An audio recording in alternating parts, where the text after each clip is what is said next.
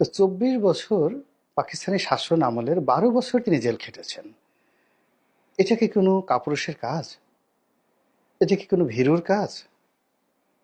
এটা কি ধরনের কথা?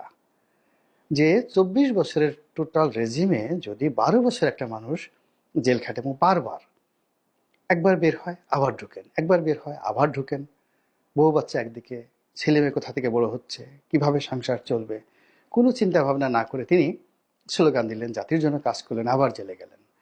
এটাকে যদি কেউ কাপুরুষ বলে, তার প্রতি আল্লাহর গজব নাজিল হয়ে না হওয়া মানে বিস্ময়কর ঘটনা। কোনো ব্যক্তি যদি বলেন, কোনো জাতি যদি বলেন যে এই মানুষটি কাপুরুষ ছিল, তার কোনো সাহস ছিল না, তিনি পালিয়ে মানে একবারের জন্য কি দেখাতে পারবেন যে এই ১২ বছর তিনি জেল খেটেছেন এবং কতবার তিনি গ্রেপ্তার হয়েছেন এবং কোনোবার গ্রেপ্তার করার সময় তিনি বোরকা পরেছেন, পালিয়ে পাট খেতে গেছেন, পুলিশে ধরার পর হাউমাউ করে পুলিশের পা ধরেছেন, আবার জেল থেকে বের হয়ে তিনি বলেছেন আমাকে কুত্তার মতো করে পিটানো হয়েছে। এখন অনেক নেতা বলে না যে আমাকে টানিয়ে কুকুরের মতো আমাকে পিটানো হয়েছে, শেয়ালের মতো পিটানো হয়েছে। ইতিহাস থেকে বের করুন তো বঙ্গবন্ধু কখনো এই ধরনের কোনো কথাবার্তা বলেছেন কিনা। বরং তিনি জেলখানাকে একটা শিল্পে পরিণত করেছেন।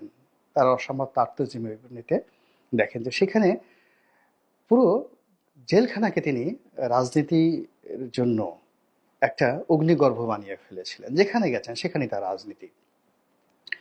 তো যাই হোক, সেই মানুষটি